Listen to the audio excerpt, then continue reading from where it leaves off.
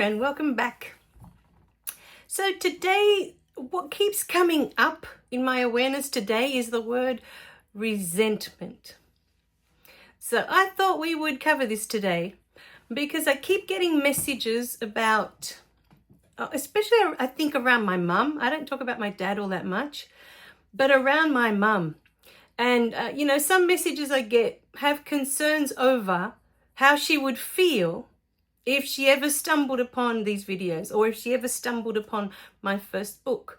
There's also concerns that maybe they're bitter with me now because of all of this. And so let me walk you through it all because there was so much coming up for me today. So much beautiful information that wanted to be shared. Now, remember that everything I share here is for you. It's for you to be able to see yourself. And in seeing yourself is that you can make different decisions, or you can start to become more aware or awaken.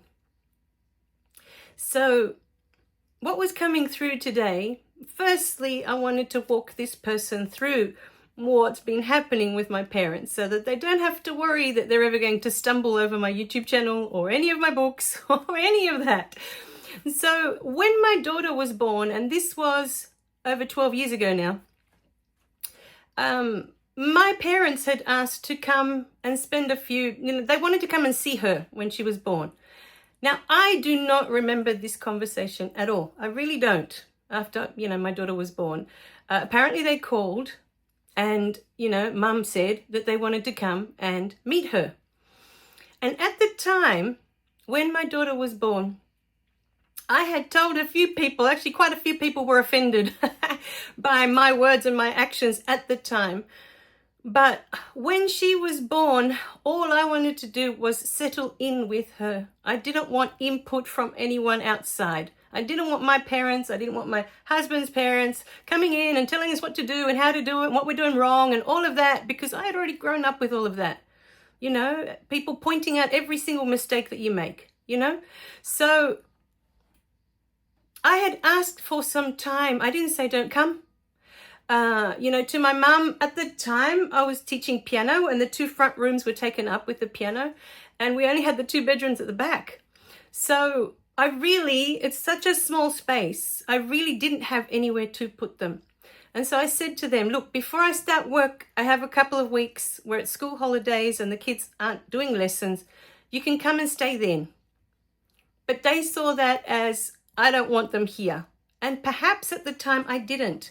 Because when my daughter was born, I was still full of resentment towards them. Now, what I haven't shared in any of my stories was that when I came to Australia to settle in, I was about 25 years old, and I'd settled in and I was here on my own. And I had my beautiful boyfriend, the one I talk about, the first love of my life, all of that. At the time, in my human experience, he was coming over for us to create a life here.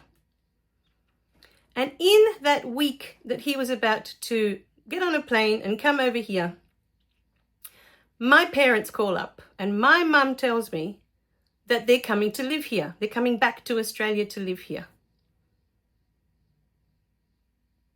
Now, I had left South America because I had lived there for about 10 years and that's where I met my first boyfriend. And I had left there because there was so much feuding going on between my boyfriend and my mum. And it was all over control. Who got to control me now? Who got to own me now? Me. There was all this feuding going on. My mum didn't want to let go of me. And he was constantly fighting with her that I'm his now. If that makes any sense. It makes sense in my head. But anyway, this went on for years, at least 3 or 4 years. And that kind of led into one of my depressions. They were all fighting, It was like nobody really cared, about me, about my love of what I had to give, what I was here for. No one was interested. They were all too busy fighting with each other. And I went into this depression where I just shut everyone out. I was done. Anyway, eventually I came out here. They gave me permission. It was after that depression because my parents couldn't stand to watch me cry anymore. Like I said, once I started crying, the waterworks came, and I cried for like a year and a half. Like I couldn't stop crying. It was just everything that I had bottled up until that moment in my life was coming out. Because until it was from third grade in primary school was the last time I'd cried. So here I was in my 20s now, and it had all unleashed. So my parents said, you know, we'd rather you're not here, but we can't stand to see you crying anymore. So they let me come to Australia. They were like, okay, go, just go. So I came, and he was about to come. And the week before he was about to come, my mum said, we're coming to live permanently in Australia. And for me, that was it. I was done, because I thought, I've come all this way to get away from all of that, and now I'm going to have it here, where I am in Australia. I didn't want any more of that fighting. I didn't want to be stuck in the middle of all of that anymore. And at the time when my boyfriend showed up at the airport, I thought that was the reason I was breaking up with him, because of my parents. Now, what happened after that? They never came. My parents never came. They never had the intention to come. Their only intention was to break us up. That was it. So as you can imagine, when I found out a few months later that they weren't coming, I was furious. And that's an understatement. Because from there, for the next 7 years, I hardly spoke to them. I just wanted nothing to do with them, with my parents. Because I thought, how dare you? You know? So it was just out of spite that they did all that. Because my mum didn't like him and whatever. So they went to all that effort to make us break up. And then they didn't come. So when my daughter was born, all of that was coming up for me. I was so angry with them. That, yes, probably I, didn't want them there. I probably didn't want them there. I don't remember the conversation, to be honest. But I was very sleep deprived in the first few weeks, and I don't remember having that conversation. But when I look back on it, I probably did say, yes, I've got these 2 weeks. You can come and stay and be here for those 2 weeks. Why do I bring up this resentment in this video? Because most of my adult life, I lived with this resentment inside of me, with this anger towards my parents. Now, that wasn't the first time that I was angry with them. My dad was a workaholic. He was never home. He was always working. And so my mum was the one that ran the house. It was her rules. It was her way. Growing up, we had 2 sets of rules. One for me and one for my sister. So as I was growing up, I had to follow all these rules of you have to do this, you can't do that, you can't do the other. Examples. In the South American tradition, there's this, when you turn 15, where you have this big party, la quinceañera, for those of you who are Spanish that know all about it. When they turn 15, there's this huge party where they dress in a white dress, and it all goes, it's a wonderful thing. Everyone's invited, but it's a big celebration. I was going to say it all goes off, So I grew up with the rules that you're not allowed to wear makeup till you're 15. You're not allowed to wear nail polish till you're 15. All these rules, silly rules, right? But when I turned 15, as soon as I started doing all of those things, my sister that was 5 years younger was given permission to do all of them. Now, these may seem like silly things, but when you grow up and you're the eldest, and I know all my cousins here in Australia went through it with me, the eldest in each house was always the one that copped the worst. When we got in trouble, we were the ones that were always smacked. And for every 10 times that we were smacked, the little one was smacked once. So I had already grown up with that, watching that I'm the one that always gets smacked, when it was her always instigating the problem, my sister, because I was reading or trying to learn or trying to do something, and she was bored. She wanted someone to play with. And I'm a loner. I'm very much, as a child, I just loved being in my own company, in my own space. That was my childhood. And then she came along and she was the opposite. She needed attention 24/7. But I grew up with that for every 10 times that I got smacked and I got yelled at, she got smacked once. You know? And how does that make you feel? And today I was sitting with that as that comment stewed inside of me.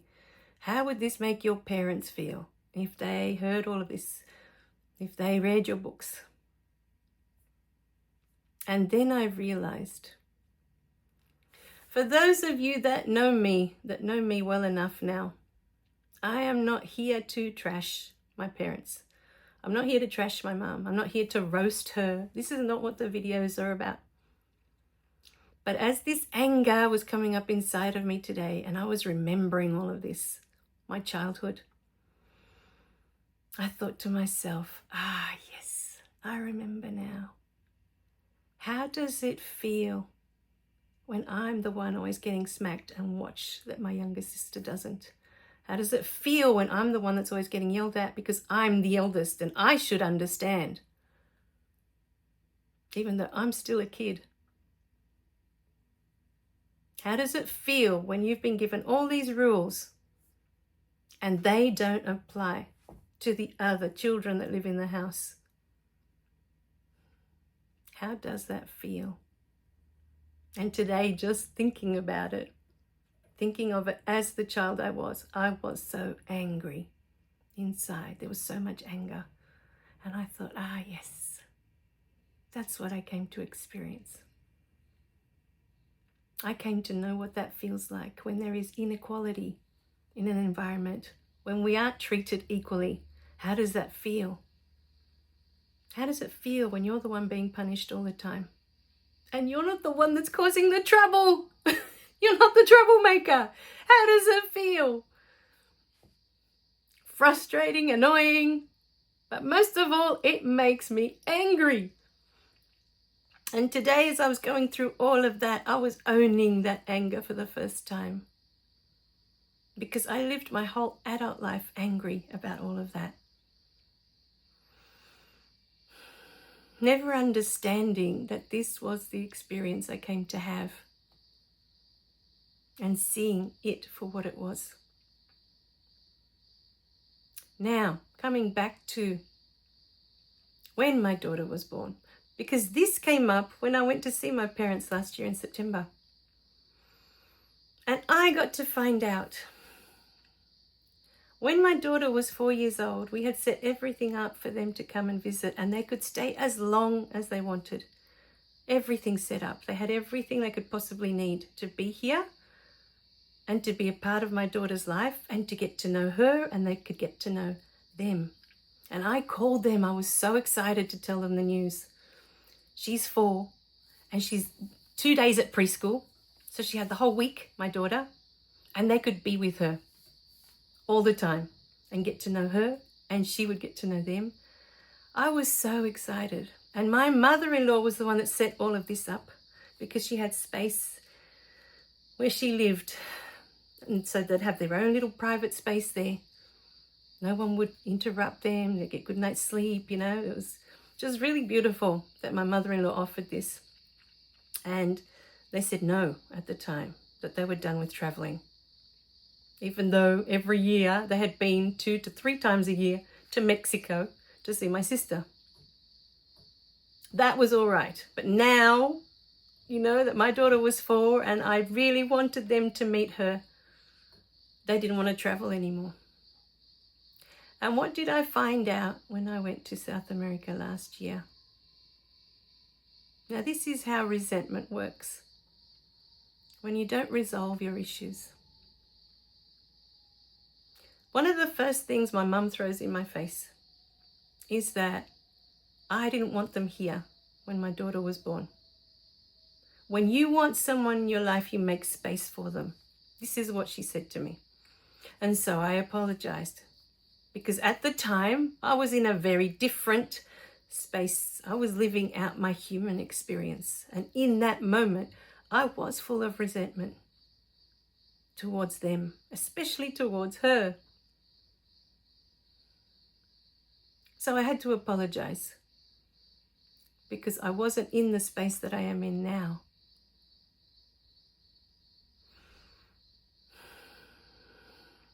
And then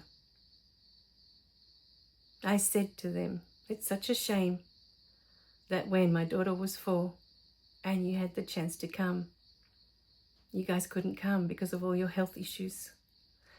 And you know what my mum said? She said, no, it wasn't because of our health issues. When we wanted to meet her as a baby, you didn't want us there. We didn't want to come. We chose not to come. So they missed a whole year or 2 or however long, because they could have stayed. There was no end date to how long they needed to stay there. It's an unoccupied space. There's no one there at the moment. They had their own kitchen, their own bathroom. They have everything down there. They missed out on meeting one of the most beautiful human beings I have ever met because of resentment, because of their anger towards something that I did. Me. They punished her, my daughter, for something that I did. And she had no fault. She had done nothing wrong.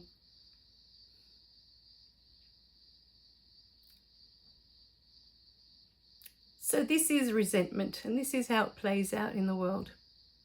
So don't worry about my parents finding out about any of these videos or getting any of this information and getting offended or bitter or any of that. Because one of my cousins told me a long time ago, and it was when I was deciding whether I was going to stay with my first boyfriend or not. It was in that week that I received that news from my mum that they were coming.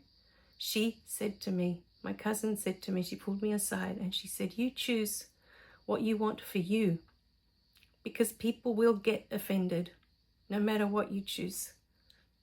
She said, if they intend to get offended, they will. Whatever you choose, she said, it doesn't matter. She said, choose for you. And it's only now, 30 years later, that I finally understand that beautiful wisdom. People will get offended because this is a choice that they are constantly making. This getting offended comes from a place of not feeling good enough, from not feeling worthy.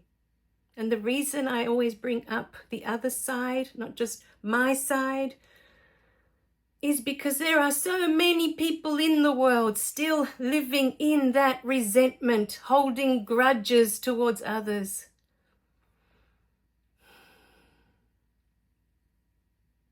My parents could have had such a beautiful life here with my daughter, getting to know her, and she would have gotten to know them. And they would have loved each other so much. Because there's a different relationship between grandparents with their grandchildren. No matter what you've been through with your parents, there's a different, it's a sacred relationship. It's really beautiful. That transcends everything. It transcends everything that they've been through with you. It's a different love. It is so, so beautiful. And they missed out on that.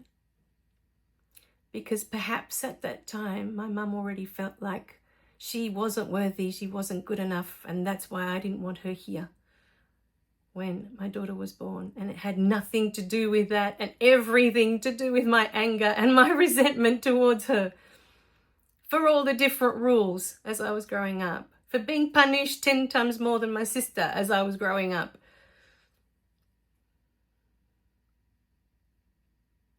for throwing me aside when my sister was born. That was my biggest resentment. That I felt from the moment my sister was born that I was no longer loved by her.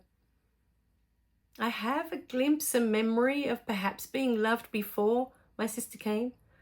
But once my sister was born, I spent my entire adult life feeling like I wasn't loved by her. I believed in my heart that she didn't love me.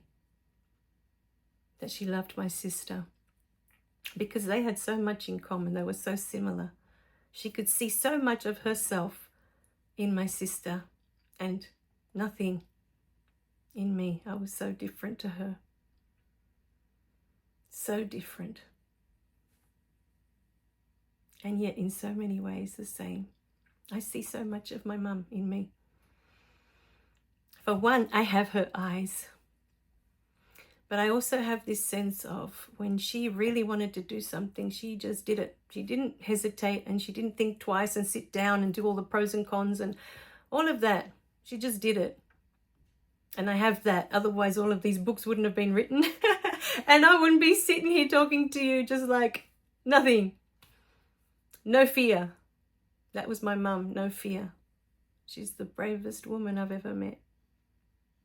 Her and my mother-in-law. Both of them. Beautiful women. So that was my human experience. And my parents were already offended, and they'd already shut me out long before I even wrote my first book. So don't worry about how others are going to react. Don't worry about others getting offended. If they are going to be offended, just like my cousin said in all her wisdom, bless her heart, 30 years ago. It took me this long to understand. If it is a person's journey to be offended and not speak to you for the rest of their life and hold that grudge, that's up to them. There's nothing you can do. Because I apologized. I said I was sorry. I said I loved them. I said I want them in my life. But the door had already closed before I even got to South America. That door was already closed. I don't even know why they said yes to me traveling. What they were expecting, I'm not sure. But I felt as I walked in that a door had already been closed. And it was the door that I was there to open. That door of love, of unconditional love, of let's move forward in this love from now on. There's so much life to explore when you're in this love. All right, my beautiful beings. So embrace your anger. If it made you angry, embrace it. You came to experience it, whatever it is that you went through. If it made you sad, embrace that sadness. That's how it made you feel at the time. It's not right and it's not wrong. It's your human experience. It's what you came to experience. It's judgment that makes it right or wrong. When you stop to judge that I shouldn't be feeling that, or I shouldn't be saying that.